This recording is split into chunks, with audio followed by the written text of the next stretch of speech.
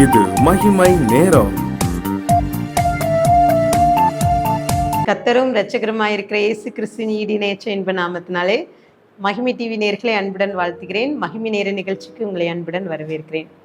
தொடர்ந்து இயேசு சந்தித்த 7 வீடுகள் என்ற தலைப்பின் கீழே நாம் தியானித்து வருகிறோம். லூக்கா 5ஆம் அதிகாரம் 29ஆம் வசனம் சொல்கிறது, இந்த லேவி என்பவன் தன் வீட்டிலே அவருக்கு பெரிய விருந்து பண்ணினார். அநேக ஆயக்காரரும் மற்றவர்களும் அவர்களோட கூட பந்தி இருந்தார்கள் என்று சொல்லி அங்கே குறிப்பிடப்பட்டிருக்கு. இப்போ கத்தன்றைக்கு இந்த 6வது நாளிலே லேவியின் வீட்டிற்கு செல்கிறார். பாருங்க, இந்த பகுதியிலே குறிப்பிடப்பட்டிருக்கிறது, இந்த லேவி ஒரு பெரிய விருந்து பண்ணுகிறார். அப்போ இந்த லேவி யார் என்றால் அங்கே குறிப்பிட லூக்கா 5ஆம் அதிகாரத்துல 27, 28 இவைகளுக்கு பின்பு அவர் புறப்பட்டு ஆயத்துறையில உட்கார்ந்திருந்த லேவி என்னும் பேருடைய ஒரு ஆயக்காரனை கண்டு எனக்கு பின் சென்று வா என்றார். அவன் எல்லாவற்றையும் விட்டு எழுந்து அவருக்கு பின் சென்றார். இந்த லேவி யார் என்றால் இவர் மத்தேயு ஆண்டவருடைய சீஷர்கள் ஒருத்தர். பாருங்க, அவனை குறித்து அவன் என்ன கூறப்பட்ட, ஆயக்காரன், அவன் வரி வசூலிப்பவன். அப்போ இவன் தொழில் நமக்கு தெரியும். அப்போ அவன் மற்றவர்களால புறக்கணிக்கப்பட்ட ஒரு தொழில். இப்படி இந்த வரி வசூலிக்கிற தொழில் என்றால் அவர்கள் அந்த பேராசை, அந்த தொழில்னால அவர்கள் மற்றவர்கள் வெறுக்கிற ஒரு தொழிலா இருக்குது. இப்படிப்பட்ட காரியங்கள்ல இருந்த இந்த மத்தேயுவை கர்த்தர் பார்க்கிறார். இப்போ ஆண்டவர் அவர் கலிலேயா கடற்கரையில் இருந்த அவர் எப்பெல்லாம் அங்க செல்லும் போதோ, எங்கெல்லாம் செல்றாங்களோ அப்போ அந்த பகுதியில கலிலேயாவிலே அங்க அந்த இடத்துல லேவியை பார்க்கிறார். அங்க கடற்கரையிலே பாருங்க, அவனுடைய வேலை வரி வசூலிப்பது. இப்போ வரி வசூலிக்கிற தலைவன் பத்தி நம்ம அதை குறித்து நம்ம பார்த்துருக்கோம். அந்த ஆண்டவராகிய இயேசு கிறிஸ்து சகீவு, அவன் வரி வசூலிக்கிறவர்களும் தலைவன். அப்போ அதே போலதான் இவன் வரி வசூலிப்பவன். அப்போ இவன் மற்றவர்களுக்கு அவன் சாலையில போறவங்க, அங்க இருக்கிறவங்க எல்லாம் பயணிப்பவர்களுக்கு வரி வாங்குவான். அப்போ மற்றவர்களால் வெறுக்கப்பட்ட நிலையில இருந்த இந்த மத்தேயுவை கர்த்தர் அழைக்கிறார். ஆனால் பாருங்க, அவன் ஒரு பெரிய விருந்து செய்கிறான். ஆண்டவராகிய இயேசு கிறிஸ்து அந்த விருந்துக்கு செல்கிறார். அப்ப அங்க வேத பாரகர், பரிசேயருடைய சீஷர்கள்லாம் வந்திருக்காங்க. ஆண்டவர்கிட்ட நிறைய கேள்வி கேட்குறாங்க, முறுமுறுத்து கொண்டே இருக்கிறாங்க.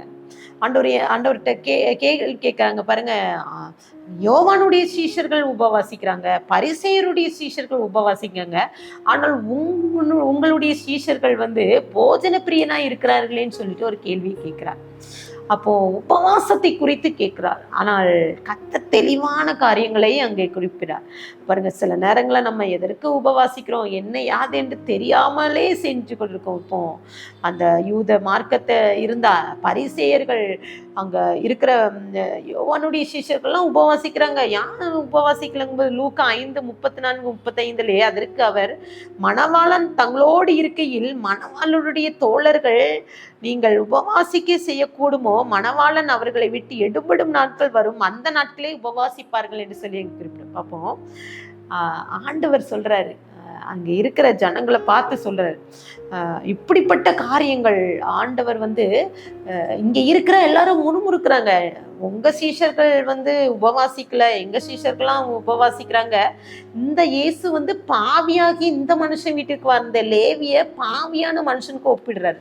ஆனா ஆண்டவர் அதையும் பார்த்து இந்த இவர்களுடைய பரிசேயருடைய முறுமுறுப்பை பார்த்து பதில் சொல்றார். மத்தேயு 5:31, 32 இயேசு அவர்களுக்கு பிரதியுத்தரம், பிணியாளிகளுக்கு வைத்தியன் வேண்டியதில்லை, சுகமுள்ளவனுக்கு வேண்டியதில்லை என்று சொல்லி அங்கே குறிப்பிடுகிறார். பிணியாளிகளுக்கு தான் வைத்தியன் வேண்டும்னு சொல்றாரு. அப்போ நீதிமானே அல்லாமல் பாவிகளையே மணந்திருப்பதற்கு அழைக்க வந்தேன்னு சொல்ற. அப்போ இவன் பாவிதான். இந்த லேவி மத்தேயு ஒரு பாவியான மனுஷன் வீட்டுல ஆண்டவர் சாப்பிடுறாரு. அவங்க சீஷர்கள் சாப்பிடுறாங்க, உபவாசிக்கிறது இல்லைன்ட்டு முறுமுறுக்கிற பரிசேயர் கூட்டத்தாருக்கும் அவர் வந்து வேத பாரகருக்கும் நல்லதோர் பதிலை கொடுக்கிறார். இங்க லேவி வீட்டிற்கு கர்த்தர் வருகிறார், அவர் சீஷராக அழைக்கிறார், அங்க அவ்வளோ காரியங்கள் செய்கிறார், அங்க மற்ற ஜனங்களை பார்த்து சில காரியங்களை கற்றுக் கொடுக்கிறார் பாருங்க. அவரை ஒரு உவமையை சொல்கிறார், அங்க இருக்கிற முறுமுறுக்கிற ஜனங்கள்கிட்ட போய் சொல்ல, புதிய திராட்சரசம், புதிய பழைய துருத்தி, இன்னும் வந்து புதிய வஸ்திரம் பழைய வஸ்திரம், அப்போ புதிய வஸ்திரத்தை பழைய வஸ்திரத்தோட இணைக்கும் போது அது கிழிந்து விடும். அதை வந்து அந்த வஸ்திரம் பழைய வஸ்திரத்துக்கு ஒவ்வாதுன்னு சொல்றாரு. அதே போல திராட்சை ரசம் வந்து பழசும் புதுசும் இணையும் போது அது கெட்டு போகும் சொல்றாங்க. அது மாத்திரமல்ல, அங்க புது துருத்தியை வார்க்க வேண்டும். அப்போ அப்படி ஆண்டவராக இயேசு கிறிஸ்து அவர் வந்து அவங்க தன்னை நோக்கி அந்த முறுமுறுக்கிற பரிசேயர் கூட்டத்துக்கும் வேத பாரகருக்கும் நல்லதோர் காரியங்களை சொல்லி கொடுக்கிறாரு, சீஷர்களை அழைக்கிறார்.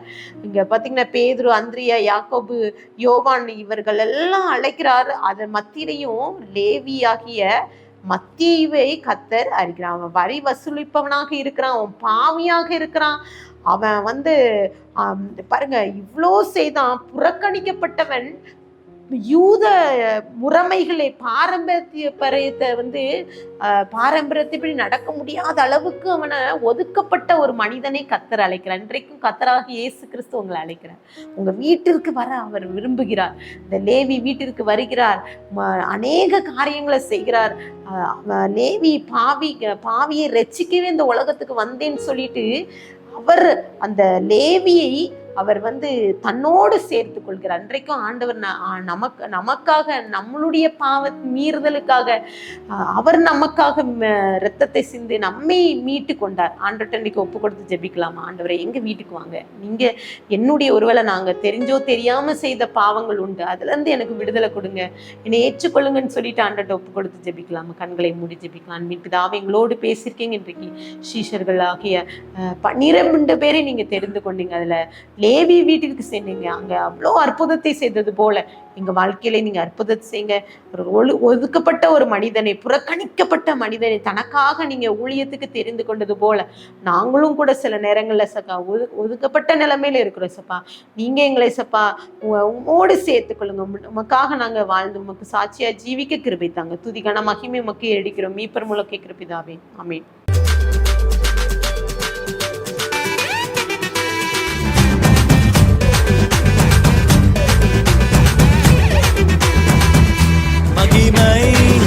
மகிமை